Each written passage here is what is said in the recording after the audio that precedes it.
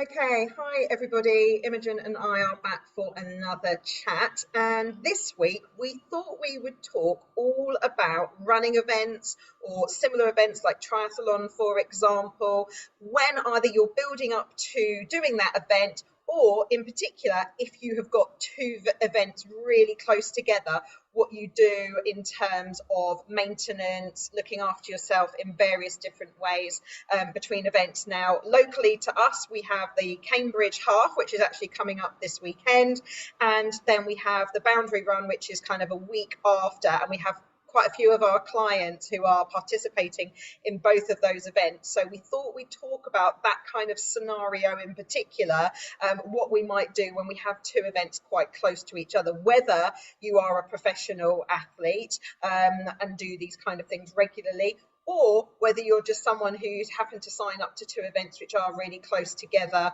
and you're not sure how to look after your body and what to do in terms of things like tapering and nutrition and things like that as well between these events. So Imogen's going to start us off today and talk all about kind of obviously different types of massage, looking after the body, maybe also some stretches and things like that, pre, post, and maintenance stuff, what you should be doing. And then I'll move on to talking about those who incorporate strength training in their routine and how to adjust for that, and also some sports nutrition advice as well. So I'll pass you over to Imogen. Thank you for joining us again, Imogen.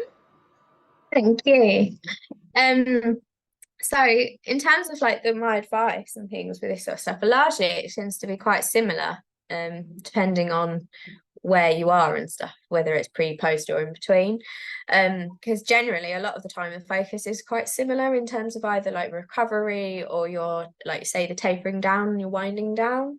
So you're just kind of trying to maintain sort of like your base sort of level of fitness, or maintain that training and stuff that you've been doing leading up to it. So in terms of sort of like pre-event type things, in essentially what you're looking at, particularly sort of if we're using the Cambridge Half as the example, like this week, it is obviously most of the like gains from any of your training in terms of like intensities and loads and all this type of stuff you would generally have reached by now. Like this week isn't really about that, it's more of just kind of keeping everything fresh and ready and raring to go basically.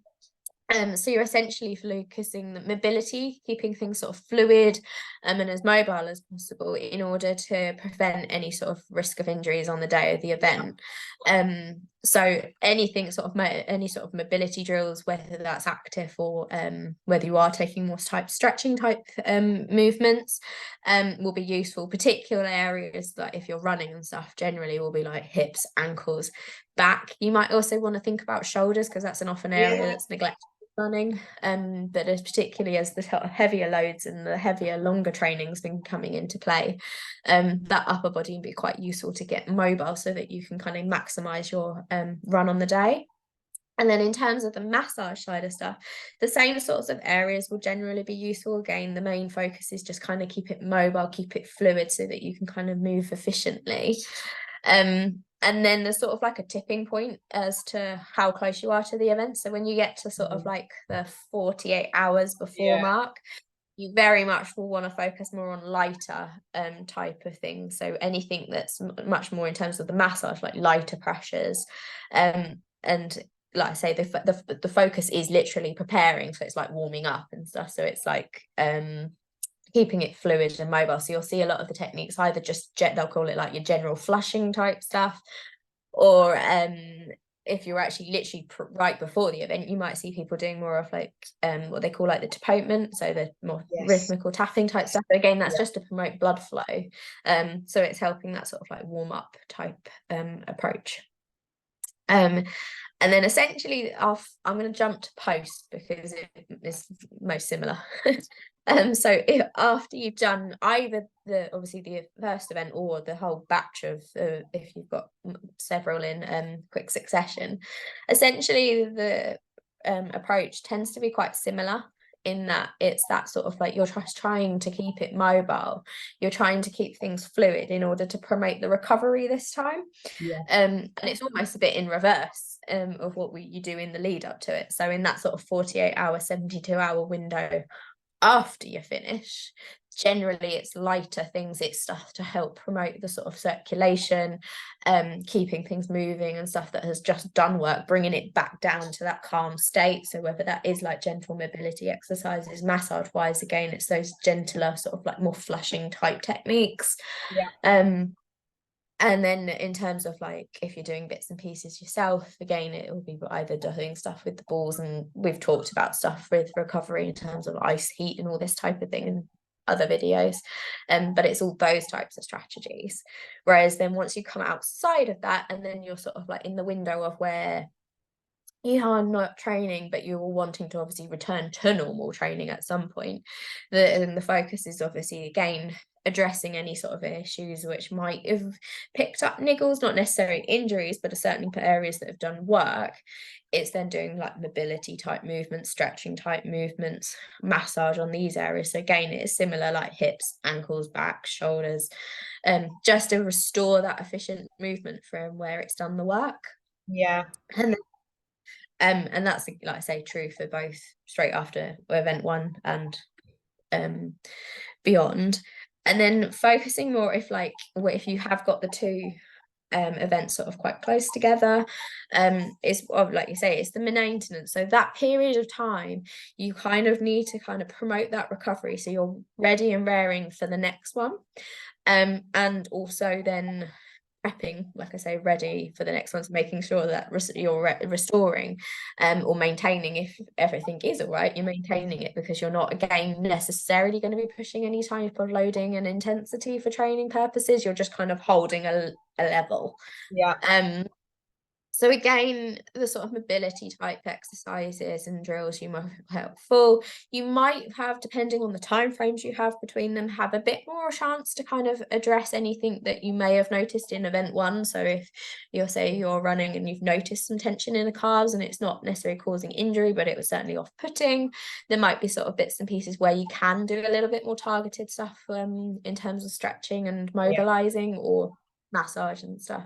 But again, you're not really looking to completely delve in and change something. You are just kind of addressing those sort of niggles to keep everything moving efficiently. And generally, as a time frame sort of thing, like I say, the pre-event side of stuff, the closer you get to the event, so anything up to the sort of literally just before, or the closer you get, the lighter you are. And then the poster side of stuff, again, the further away you move from when you finish, the sort of more intense and sort of the firmer type work you can do. And then in terms of the maintenance stuff, you have something in the middle. Generally, if you're doing it between events, I tend to look for at least like sort of 2-3 days post event, so that we can do a little bit more delving in, but you also want 2-3 days the other side. Exactly. To then be able to do sort of that tapering down into the recovery. But it just kind of depends on what time frame you've got. And I think it's worth mentioning, I know that you said at the beginning, obviously we've done videos in the past about kind of heat, ice, what to do. We talked a lot in that video, so if people want to watch it, obviously can delve back into some of our previous videos on heat, ice and recovery. Obviously, like you said, we're thinking about, yes, kind of recovery, but particularly if we've got two events really close together, we're thinking about repair. And in the majority of cases, studies have shown that to repair, we want warmth. We don't necessarily need it doesn't have to be hot, but actually just kind of body temperature and getting things flowing. So when you were talking about doing all the, making sure you stay mobile, just doing some light stretching, some light mobility work. It doesn't have to be that you stick a heat pack on you to kind of promote recovery in that area. Literally the best thing you can do is just make sure you stay mobile, keep the blood flowing to those areas. Yes, of course, again, you mentioned, lighter massage, so that kind of tapotement, which is like literally just a bit like kind of like hands, as it were, nice light to areas where you are really feeling it maybe, and you feel like actually, probably does need to be a bit more repair work there, because I'm literally saw there, that's an area which was obviously taken a bit more of the brunt of my event, then things like that are going to be ideal. But it doesn't, you don't have to have any kind of really deep heat, or even, as I say, definitely not ice type treatment, because that's going to stop repair to that area. We want to get blood flow with all of the natural proteins and repair processes getting to that area. But it doesn't have to be anything major. The best thing you can do, as said, to stop that stiffness as well, with all those muscles being kind of used perhaps more than what they used to, and certainly under a different environment, if you like, compared to just training. It always is different doing an actual event, isn't it? Your body, it's almost like it goes into a different mode because you've got more adrenaline going on, you've got all these other things impacting how your muscles work and how your body is working on that day, even if you're a relatively trained athlete. So yeah, it's just about keeping it nice and light in terms of those things, isn't it, really? Yeah, very much so. It's just a lot, like you say, it's the matching the load depending on where you are in that sort of time frame, post or pre. Keeping it light, making sure you can keep fluid.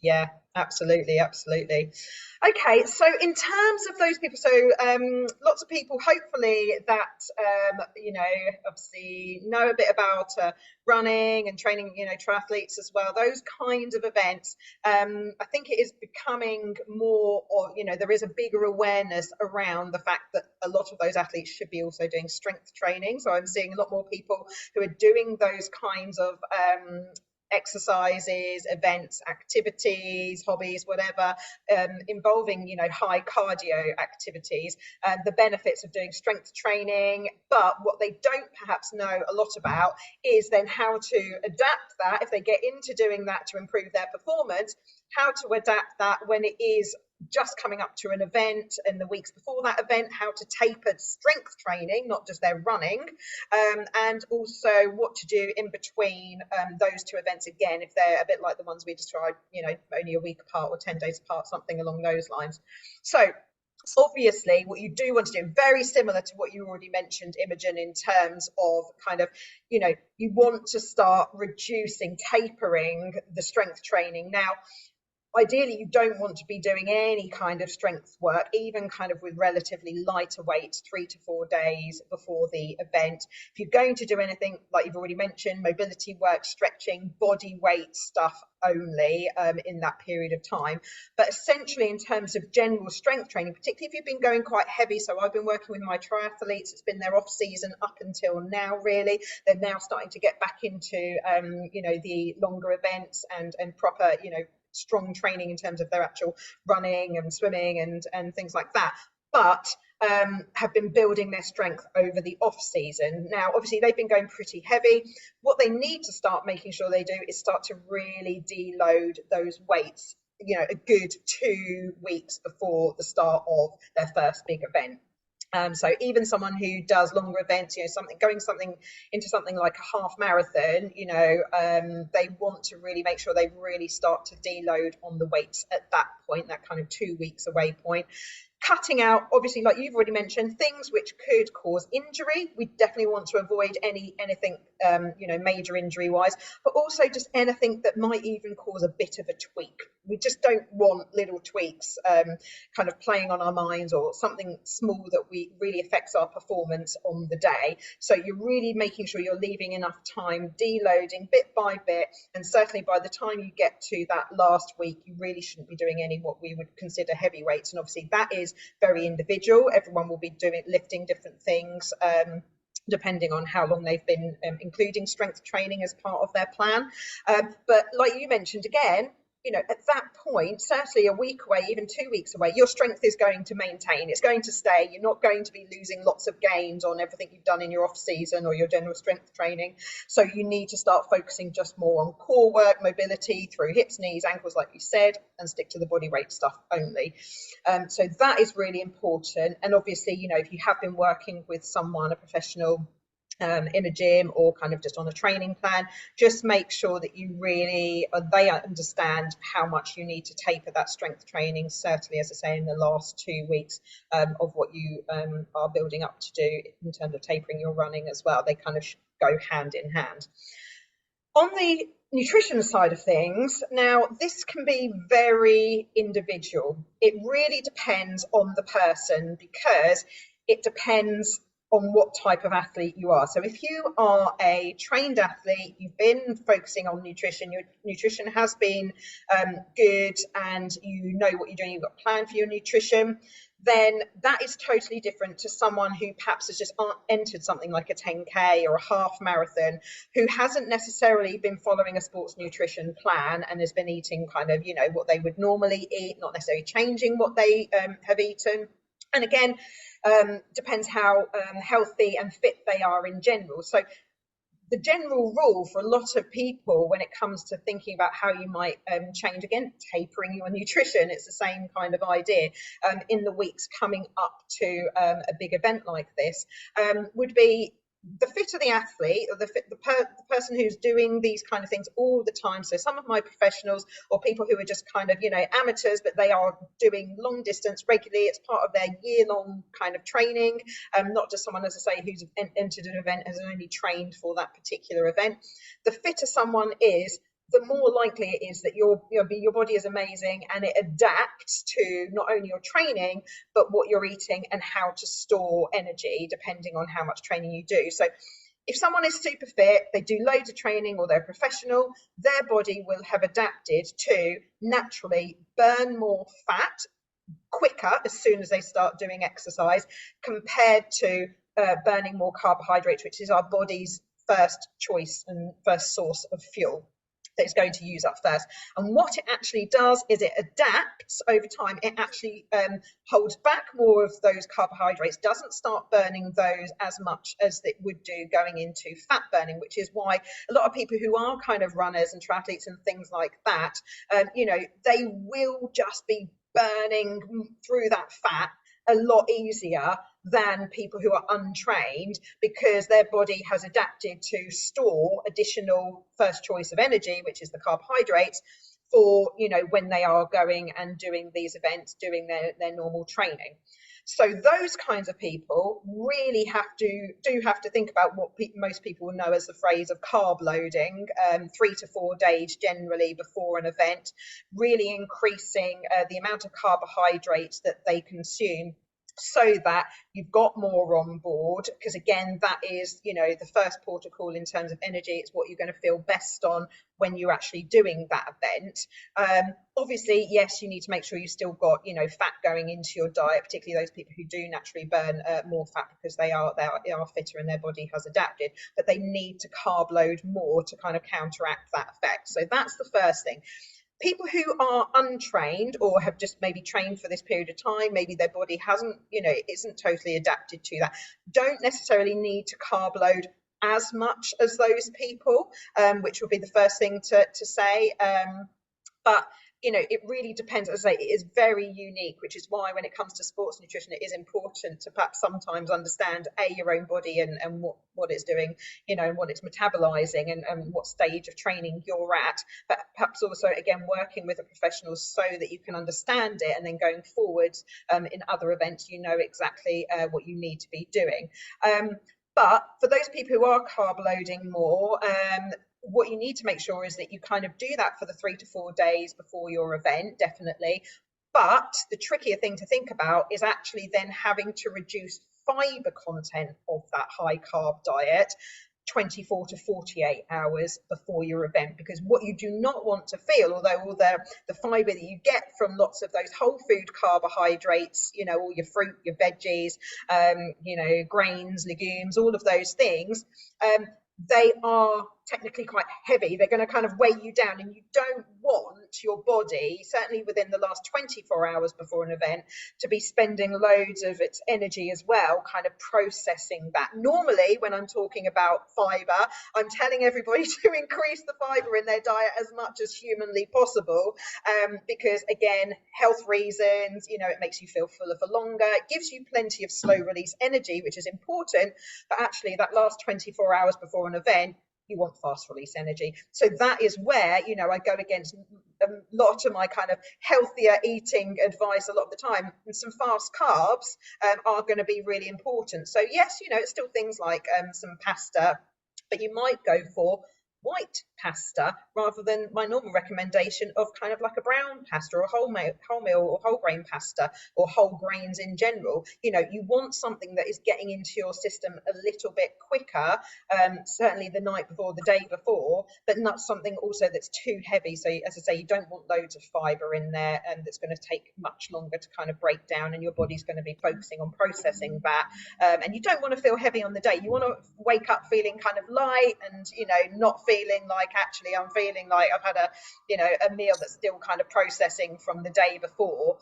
You want to keep things nice and light. So that's going to be really important. And you know, a similar advice can go for your everyday person who's just entered this one particular event, but probably won't need to carb load quite as much. You know, the fiber aspect is still a good tip for everybody to try and reduce that in the last 24 hours, certainly. And then just think about your fueling for the day. So, you know, if again, some of my clients who are professionals, they don't on a half marathon need to be refueling during an event. You know, carb loading, making sure they still have a decent but lighter breakfast on the day is going to be sufficient for people like that. They don't need to be thinking about, right, what kind of real fast carb fuel do I need during an event that I might have. So a classic example for people doing things like marathons and things like this, maybe they might have some jelly babies, or my healthier recommendation would be something like have a couple of dates, for example, as a whole food rather than some sweets. But either, you know, you're going to be using that fuel, so it's not the end of the world during an event. But for those professionals, they don't necessarily need to refuel at this point. However, again, if you're someone who doesn't do these regularly, you might want to just think about having something. Obviously, you know, you've got gels as well, which get into your system very quickly, very quick carbs. Even drinks, so you know, things like electrolyte drinks, you can make them yourself. You can add more carbohydrate to your own version of electrolyte drink by adding things like orange juice rather than just buying something that is just electrolytes. You know, that is the added carbohydrate. If you don't need that much, again, you might not need too much extra fuel, you can actually just use something like some orange squash or some blackcurrant squash in there. Again, that's got just a little bit of something extra that will kind of get you through rather than just drinking water.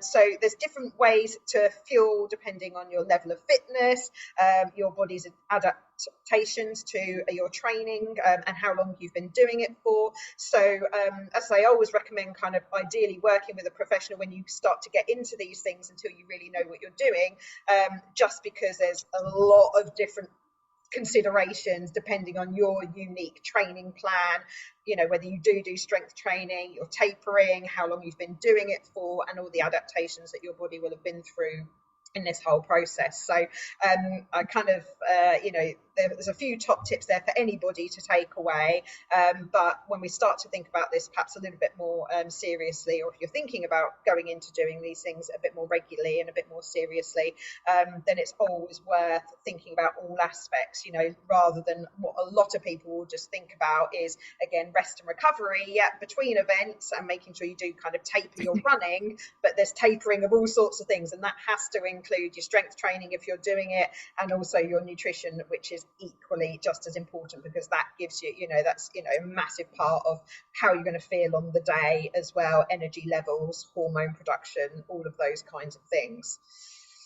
Okay, anything else I've missed? I think we've kind of actually covered quite I think we've covered it.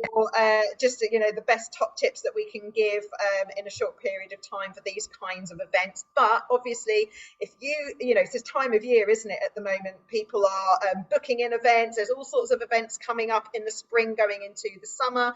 So if you've kind of planned something, you've booked something in, but you really want some advice, give yourself plenty of time to go and speak to someone about all of these things, or go and see someone, say, like yourself, about the massage, and even to come to you for advice as well as actually coming for a massage. You know, there's lots of advice we can give, like you say, in terms of mobility, flexibility, stretching, etc., as part of our service. So give yourself plenty of time so that you've got adaptation time to think about, process, plan exactly what you're going to do alongside your actual general training. Okay, right. Lovely job. We shall be back again with a different topic, and thank you again for joining me, Imogen. Thank you. All right, take care, everybody. Bye.